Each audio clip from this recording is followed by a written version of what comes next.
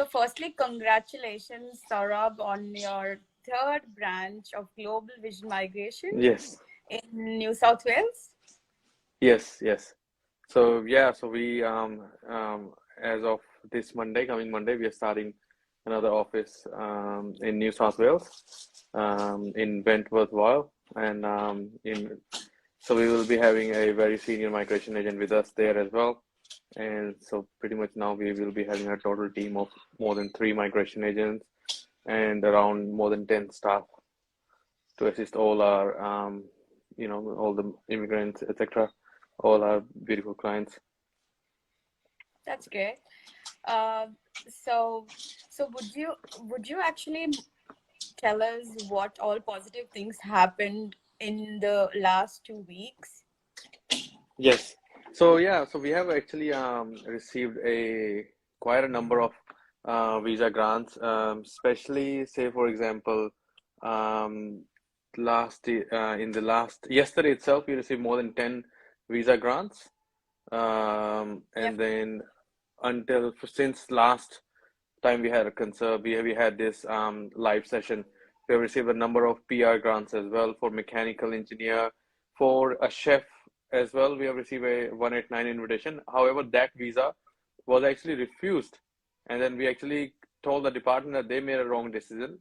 Our client is, the case is perfect, and then the department actually considered that again, and then they granted him the PR without asking for any That's information at all. So that was actually a good decision for the department, and that actually helped us and our client as well. Now he's a permanent resident. Wow, that's great. And then yes, plus we also have received a number of skill assessments as well, and some more invitations from from Victoria. Victoria hasn't actually started invitation this week at all. We haven't seen any invitations yet from Victoria in this week. However, last week was quite good. Received number of nomination approvals, as well as Western Australia would start inviting people very soon as well. That's another important advantage, I would say. That's great. Saurabh, we just we just have a quick question from Pranay. He's asking that he has a skill assessment in mechanical, and he has a job in cybersecurity. So will he be eligible for Victoria 190? So yeah, so he's got a skill assessment in what, sorry? Mechanical Yeah, and working as an ICT security specialist, yeah, in cybersecurity, yes. cyber security. Yeah, so that's still cyber security. It also comes under level one, skill level one, because it requires a bachelor level qualification. Then yes, you can apply. You may be eligible for Victoria State nomination with this information that you have provided. Another thing that you can also look into is ICT security specialist is a non-pro-rata occupation. It's a high, if you have sitting at higher points, the high chances of you getting a invitation for 189. So that's another advantage that people should look into it as well when they do consider going forward to this ICT security specialist occupation. That's great. So Pranay, hope that answers your question. So we have another question from Suri Babu asking about the timelines of 491. So he's been invited and it's been almost a year, but he has not received a grant. So what is So the timeline like? is he currently in Australia or is he overseas right now? Because what we have seen is I've seen department has started granting visas, 491 visas as well, to people who are actually overseas candidates too. So we have started to receive case officers being allocated requests as well for medicals and police clearances since they were expired. So those kind of things, we have actually so hopefully 491 invites are coming soon as well. As we have seen, the department is actually, even we receive PR grant for on a Sunday evening. As you can see, the department is working around the clock. They're working in the evening as well, like on the weekends too. So yes, the invitations and PR grants are coming through. Hopefully, yours will be on the way as well. Whoever asked the question. Yep. So we have another question from Krishna Vamsi. So he's asking, he has a skill assessment as electronics engineer, and he is working. Just a second.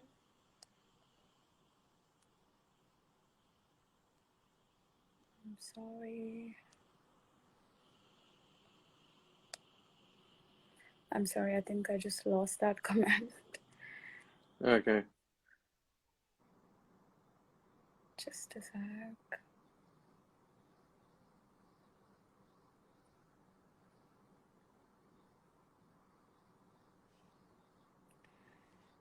Um,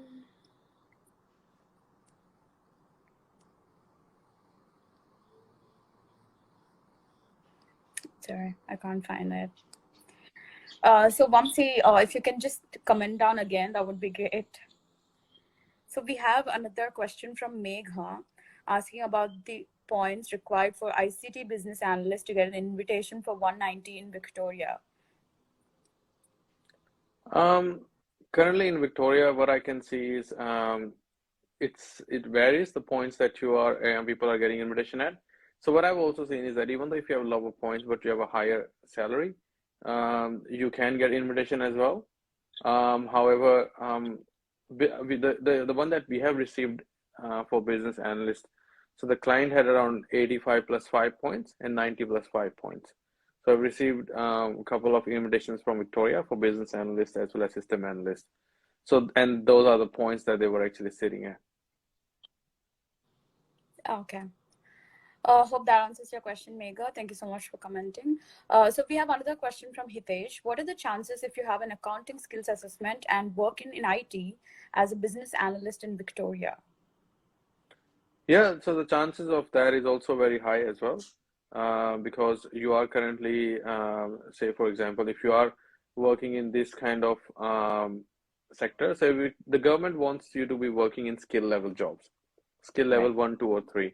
Skill level 1 is the job where an occupation that requires a bachelor level qualification, whereas skill level 2 is an occupation that requires at least advanced diploma or diploma level qualification. Whereas skill level 3 is a job where it requires a certificate 3 level qualification. So a business analyst or a software engineer can be considered, will fall under skill level 1. However, a chef would fall under occupation skill level 2 because it requires at least a diploma or advanced diploma level qualification. However, a motor mechanic, a cook would fall under skill level 3 because it requires a skill level 3 qualification. So it requires a certificate 3. So that's how you need to understand, which occupation is available for what. Yeah. Okay. So we have another question from Varun. So he's asking, I have 95 points, including 5 state points, but not currently working. So what are my chances for ICT security specialist? So say for example, so which occupation is he working in? He is not working anywhere, but he has 95 points, including 5 state points. And so he's asking, what are his chances to get a PR in ICT security specialist? ICT security specialist, obviously, if the department do the 189 round, chances of you getting invitation are higher. I have seen department inviting IT graduates as well for 189, but they are actually inviting at the highest points, so 110, 105, those high points. So, and say for example, as an ICT security specialist, if you are currently not working in that particular sector currently in Victoria, however, you can also be working in any skill level 1, 2, or 3 job. You don't have to work in your own field.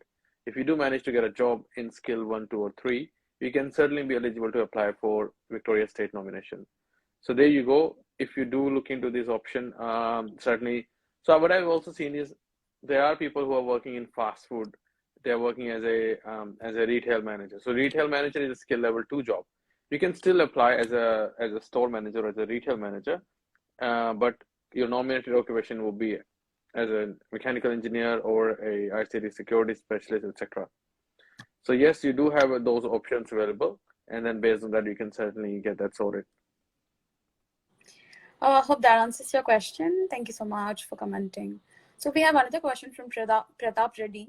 So he's saying that his TR is finishing up next year in August, and he has done his skill assessment in ECE, that's Electronics and Communication Engineering, and he's asking where he should be moving to get 491.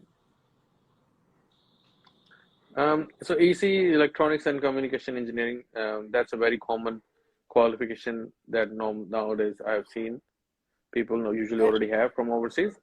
What I would suggest is that based on this qualification, you can actually be managed to get a 3 skill assessments, 2 professional engineers and 1 as a junior engineer or engineering technologist. And you can actually get an electronics engineer as well as a telecom engineer. So electronics engineer as well as telecom engineer, you have a lot of good scopes for those 2 occupations in Canberra, in New South Wales, as well as in Western Australia as well. So if you are currently in that kind of situation, yes, you can certainly be able to apply for this occupation as well. Hope that answers your question. So we have another question from Prashant. So he's asking, he says he has skill assessment as electronics engineer again, and he is working as an electrical engineer in regional New South Wales. So can he apply for 491 in New South Wales? Um, so yes, he's got a skill as an electronics engineer, right? Electronics engineer working as electrical engineer in regional NSW. Okay, and he wants to apply for 491 or 190. 491 Yeah. requires some amount of work experience as well. As you know that the RDA, I haven't started accepting applications yet under those 491s. So you're not 100% sure whether they are actually going to be inviting people and at what points they will be inviting. So that's very that we have to be very careful about that part. Secondly, when it comes to working as an electrical engineer, but having skill assessment electronics engineer, you need to understand there are 2 different occupations, and obviously you can't claim points of your employment as well. You can only claim points for the closely related occupation. And however, New South Wales government, say for example, if you got invited and the occupation requires 1 year of post qualification experience, you can't claim closely related occupation experience either. So they want your experience to be exactly in that particular field, and then only you'll be eligible. Right. So I think this is like more of a general question. It's actually from Raki. So he's asking what do we have to do? Do we study or live in regional areas to get PR points? So that's not what you should do in order to get permanent residency. Obviously, there is a lot of planning that goes into it. I would say, Raki. So say for example, sometimes moving to regional is not a good option for a lot of people. A lot of people choose to go to regional because of different options. Say for example, that's the only option available to them. Maybe their occupation is only eligible for 491, etc. Maybe they don't have higher points. I have seen people, our clients usually, they don't have to relocate too much because, when we do discuss the PR pathway and all those options for them, we discuss all the states. We advise them, look, these are all the states available. And then they actually see which state is actually beneficial for them. And then they choose that state accordingly.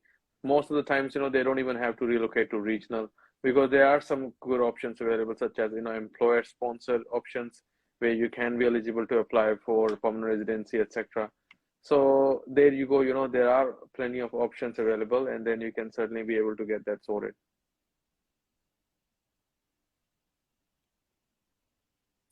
Hope that answers your question. Thank you so much for commenting. So we have another question from Sunny. So he's asking the requirement for IT in South.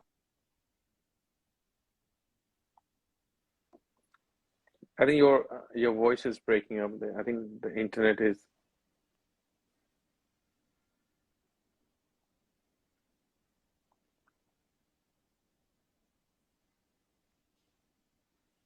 I think your internet is.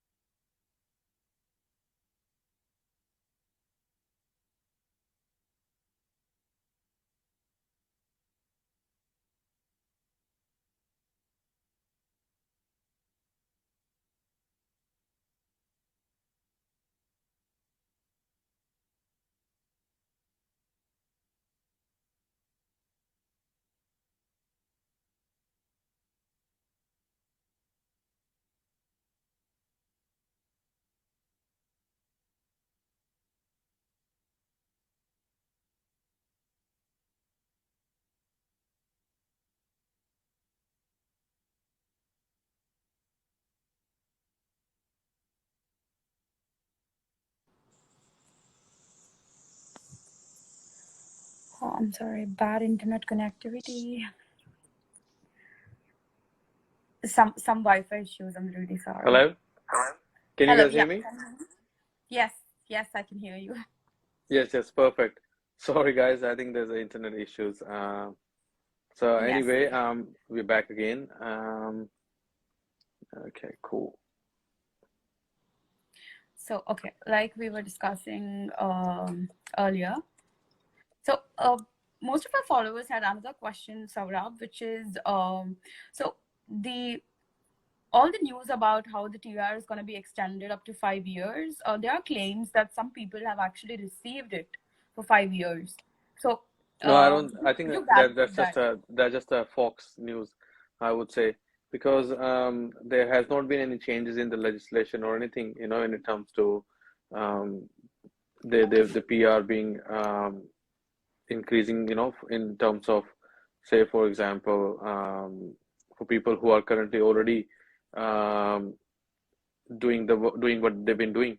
So, say for example, if you're saying that recently there was a news about TR being increased, however, they haven't actually started to grant those longer TRs yet.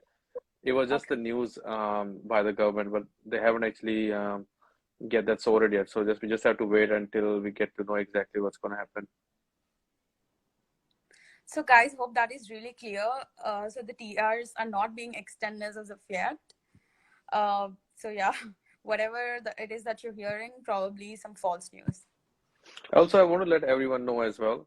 So a lot Yeah. of people who are watching right now, they might have received a 408 COVID visa itself, so plus 408 COVID-19 pandemic event visa. And Yeah. that visa also have a condition 8107, work limitation, that they should only can work with that current employer. They can't work anywhere else. However, I have received number of calls about those application, about this particular, case, where a lot of people are concerned whether they can work somewhere else or not, whether they should work somewhere else, etc. So, say for example, the department has advised that they are actually implementing a less restrictive policy on such visa holders due to the current labor and skill shortages.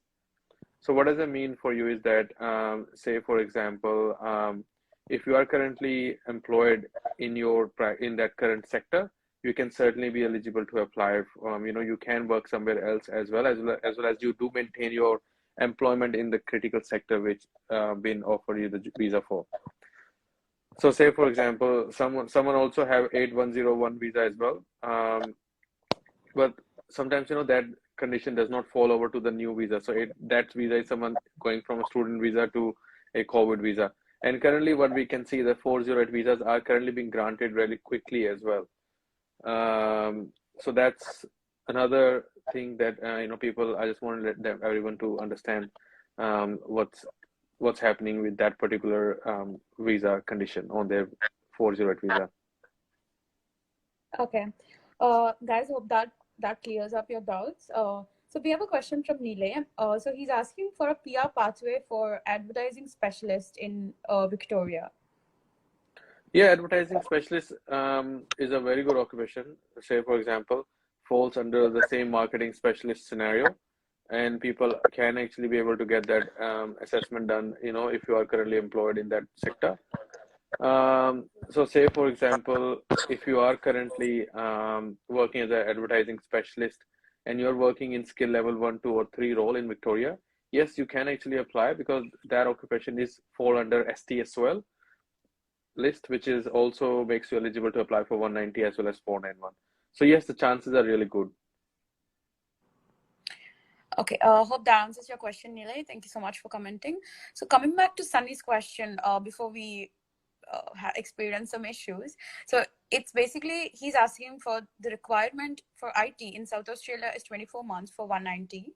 And at the end of the year, if they have some allocations left over for 190, and he has only 12 months of experience, is there any chance of getting approval? Where is he right now? South Australia. So the requirement for IT in South Australia is 24 months for 190. And at the end of the year, if they have allocations left for 190, and if he's only completed 12 months of experience, is there any chance for him to get an approval for 190? So that's one way of looking at it. But there are already people, who will be finishing 2 years of their employment in South Australia. So obviously, South Australia would actually give them the invitations first prior to inviting this person. So I would suggest him that obviously look for different options as well, because you do have enough work experience, certainly. If you do have overseas work experience sector, you can apply for 482 or employer sponsored visa 186 as well. So yeah, we can actually have a quick chat about that as well. So say for example, if anyone watching, if your occupation is in the MLT SSL list and you have 3 years of full-time work experience at a skill level, doesn't have that, the experience doesn't have to be in Australia, it can be anywhere in the world. You can certainly be eligible to apply for subclass 186, which is employer nomination scheme, as long as you have an employer in Australia willing to sponsor you. And for that one, you need to have 3 years of work experience, skill assessment, and a competent English. So if someone is already working in their field right now in Australia and they're not managed to, they can't get highest possible PTE score, and they can't get skill assessment, sorry, they can't get NATI, they can't get PT, 8 each, etc. So this would be a really good option for them, that they don't actually have to score extra points or anything. They certainly be able to apply for PR while sitting at lower points. No points requirement at all. Hope that's a good news for you guys. Maybe it's time to figure that out. So we have a question from Sharon. So he's asking, what are the chances for engineering technologist with 85 points working from 1.8 years in the same field for Victoria 190 with an annual package of around 25K? Or maybe he meant 250. 25,000? Or 250. I'm not sure if that was a typo. Oh, okay. Okay, cool. Because 25,000 is actually below the award rates. And and if it's a 250,000, then obviously you should also look for different options, because if you are earning that much, you might also be eligible to apply for global talent visa. So yes, there are different options available. Also, another thing is, say for example, for Victoria State nomination, then yes, you can actually be eligible. I'm surprised that you've been employed from last 1.8 months and you haven't actually received any invitations from the government yet. So hopefully you should be able to get some invitation soon. If you have not, and if you're not sure what to do, in regards to your case, you can certainly drop us a message, or you can contact us online as well. And we have a dedicated team, who normally take care of all your inquiries. Hope that answers your question, Sharon. Thank you so much for commenting. So we have another question from Megha. So she's asking if the part-time experience count for ICT business analyst if they're on a current student visa. So partners work experience, yeah? Part-time work experience. Part-time work experience, sorry. Yes. Part-time work experience, 20 hours per week is counted for your points tested visas. And even for other visas as well, it can also be counted for employer sponsored visas on a pro rata basis. So 2 month part-time equal to 1 month full-time, like that. Okay. So Megha, hope that answers your question. I think most of the students have this doubt generally now that they don't have working right number of hours cap on their working hours. So they all have this questions about whether they have to be looking for part-time in their own field, or whether they can be doing some odd job, or how would that contribute towards their PR pathway. Can you please elaborate a little bit on that, Saurabh, for all the students out there? So yes, as you all know, that until 30th of June 2023, there is no work limitations on student visas. Student visa holders can work as many hours as they want, as many jobs as they want, etc. So say for example, and if you are actually aiming to use this, I would suggest a lot of people to use this period as a prominent period, not just to gain, earn extra income, but I would suggest them, because you have full working rights, now is the time maybe to look into getting a skill job, working in your own field, working in your own nominated occupation. And in that way, you certainly be able to apply for down the track for your employer sponsored visas, or even for your permanent residency. So recently, we have this client who's currently on a student visa, and then they actually because they have full working rights, so they are working full time. They manage to get a job as a software engineer, and then they already had a previous work experience from overseas, and then we managed to get all that experience assessed, got the skill assessment. They had their PT score with them as well. So while they are on a student visa, who only arrived 6 months ago, they actually received 190 invitation from Victoria. So it doesn't matter which visa you are currently on, as long as you do meet the requirement, you can certainly be eligible to apply. Okay, that's such great info. Thank you so much, Saurabh. So we have a question from Sid. So software engineer, he's working from 3 years in Australia and 6 years in India. So he has about 95 to 100 points, excluding the state points. So what are his chances? Chances are really good. I'm not too sure why he hasn't got an invitation, and he's got 9 years of work experience. Sid, if Yes. you're currently already employed in your field, I would suggest you look into 186 employer nomination scheme as well, because that's actually something where you can actually be able to get permanent residency right away. You don't have to wait too long as well. And as you know, that's employer sponsored, and you don't actually have to worry about waiting for invitation from the government. As long as your employer is willing to sponsor you, you can be eligible to apply for the nomination as well as for the visa application. Hope that answers your question, Sid. If you want to get in touch with Saurabh, you can contact them on their website and book a consultation online, or you can just contact them on the numbers for Global Vision Migration, or you can reach out to them on Facebook or Instagram even. So we have one more question from Vicky. So he's asking, saying he doesn't have basics between 13 and 14, and how do I claim this experience? I read ACR skills assessment document. If your employment is 10 years before, it may be considered. Yeah, for point tested visas, in order for you to claim points for your employment, you can only claim points for last 10 years at the time of invitation. So if your work experience is over 10 years ago, you certainly won't be able to claim points for that. As the time that you receive invitation, that's what matters. So 10 years from that particular point. I think we have some internet issues. Looks like we lost Ashu. Certainly, I just want to quickly let you know that a lot of people also post their questions in the link that we provided, the Google Doc. And I've received a question from Dilip. It says, for dependent application on PR, does that applicant need to write PT and also get skill assessment done? Please note, my dependent is an IT engineer working for Australian-based organization. So if you are claiming points for dependent, for your partner, they need to have a skill assessment as well as a competent English as well. And the skill assessment needs to be in the similar similar skill occupation, the one that's in your occupation. So if you are applying for 189, your partner can have an occupation in the MLTSSL list as well. However, if you're applying for, say, for example, 189, and then your partner has a 190 STSL occupation list, that might not work. So you have to be very careful in what occupation you do get your partner's skill assessment done. And then also I have another question from Vamsi. So Vamsi asks, he would like to know about the skill assessment for IT occupation in the professional year, why it is important to professional year.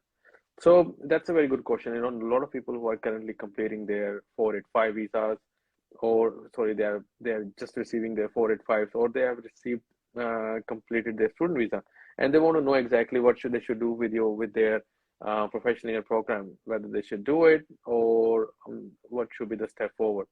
So when it comes to PY, yes, you can actually be eligible to do that as soon as you finish your studies. And IT graduates can do that as well. Accountant graduates can do it, or as well as engineering graduates can do that as well. So usually now the most important thing is, if you have to do PY, which state you should relocate to. Should you do it from Victoria, or should you do it from other states, etc.? So Canberra is only a territory where it would actually consider 1 year of PY as a 1 year of study. So you might be able to claim 5 points in Canberra matrix system for a professional year program done in Canberra, completed in Canberra. So that's another advantage of whether you should do PY or not. So that means that if you do manage to do PY from there, you can claim extra 5 points from Canberra, 1 year of living in Canberra. If you manage to get a job in any sector in Canberra, 1 year of working in Canberra as well.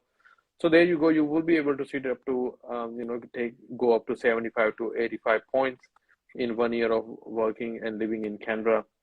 So, and that way you will be able to get extra points, etc., and then be eligible for Canberra nomination as well.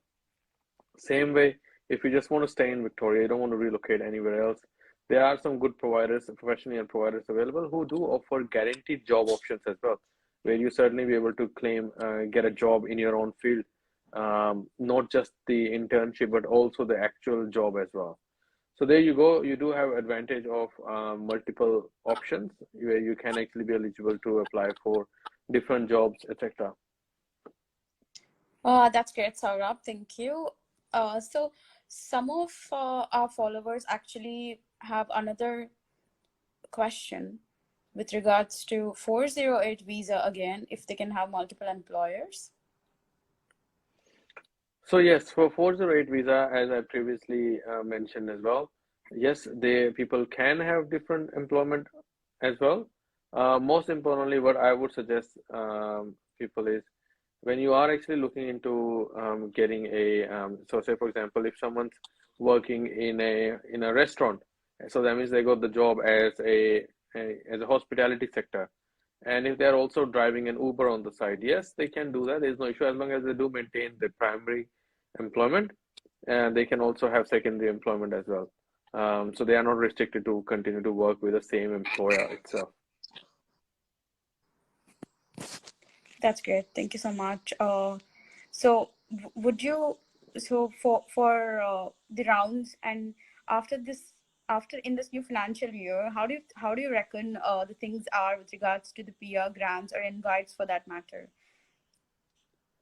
I'm actually quite happy with this new government, the way they are actually dealing with migration, specifically processing the applications really quickly. So that's very important because you know the we want the positive outcomes for all our clients. Even for anyone who's watching our show as well, we want everyone to have a positive news coming through to them, like whether they are looking forward to get permanent stay in Australia, or they want to get a student visa, or they want to just come here and work or visit Australia. So obviously we are hoping everyone get the positive news and outcomes on their visa application sector. And then that's what we have seen so far as well, that this department is actually currently providing all this kind of information. They are processing visa applications quicker. They're doing it on the weekends as well. So yes, there is a good news coming through. So let's hope that it remains like that. So another question that we have is, so for early childhood course that you have been suggesting in the earlier sessions, so is there any visa criteria that they have to match? Like, should they be on a TR, or should they be on a student visa, or they can be on bridging and still take the course? Yes, so that's a very good thing that you actually just mentioned. So we can actually discuss that as well. So yes, recently, I just this morning have a chat with the university, and they are actually willing to offer some kind of scholarship to our students as well. So any students, who get the say for example, who get admission through Global Vision Migration. So the university, they are actually willing to give up to $500 scholarships, and obviously any amount of money is actually beneficial to the students as well. So we've been negotiating with them, telling them that look, there's a lot of students who actually would like to do this course, etc. And if they can actually either bring down the price of the course, or they can actually provide some kind of scholarship. So yes, they have come up with a scholarship plan as well. And so yes, only thing students have to do is they just have to contact us, and then we don't charge you for admission anyway. And then plus we will also get you another scholarship as well on top of what the university would offer. Secondly, with this kind of course, it's a 1 year course, graduate diploma, only 2 semesters. That means that you can certainly be able to apply for permanent residency afterwards. And then you can certainly be, say, for example, I've seen people, did the course, my clients itself, they managed to get 189 invitation at 65 points. 65 points is Wow. nothing, it's very bare minimum. That means that you only have to do the course, get 7 each in your PT, and that's it. That's 65 points if you are single. Bare minimum. You don't even have to do anything at all. You don't even have to work in your own field, do NATI, etc. So, if you have, and the most important thing is a skill assessment. It's done through AITSL. What they require you to do is they want you to do this course, which also has ITE component that requires 60 days of supervised teaching. Plus, they want you to have English proficiency, where number one thing is either you need to get IELTS academic 8778, 8 in listening, 8 in speaking, 7 in reading, and 7 in writing. Or you need to show that you have 4 years of bachelor level above qualification in Australia. So there you go. Right. You do have advantage of doing all these options, not just early childcare. There are other courses available as well. If you are currently, there's a lot of people who are currently getting the replacement TR or who are currently getting the 408 visa granted. They know that they have another 1 year. They have now another 2-3 years of the TR, etc. So I would suggest them is this is the time. This is a very important time for you to look into these PR options. Try to do this kind of courses where you will be eligible to apply for permanent residency down the track. So Saurabh, how is the point working out for chefs these days? So, and how many points are chefs getting their invites? So what I've seen is the chefs currently Victoria, they are not inviting chefs for 190. They're Okay. predominantly looking for that as a 491 option. However, for 189, I have received invitation at 75 points. So that's actually a very good points for a chef at bare minimum 70 points. And then certainly you'll be able to apply for permanent residence. Right. Thank you so much for clarifying that. So, guys, if you have any other questions, please feel free to comment down, and Saurabh would be more than happy to answer them. Yeah. So it's already 8:40, I think. Yeah. I think we can say Thank goodbye you. to our lovely viewers, and and then yeah, we look forward to the next live session with all our viewers, where we can be able to discuss all these new visa options, etc., with all our lovely clients. So, guys, before we go, I just want to again let you all know that Global Vision Migration is now in New South Wales as well. So they have offices in Melbourne, Canberra, as well as go ahead and give out your new office's address, Saurabh. So it's in New South Wales, 55 Dunmore Street, Wentworthville. And then from Monday, all our lovely people will be able to book appointments online as well. And then yes, so for people in New South Wales, yes, I would be available for online meetings. However, we have face-to-face migration agents available for you in New South Wales too. And if you do want to come down, if you want to meet me particularly face to face, we can certainly organize some time as well. Yeah. So, as you know,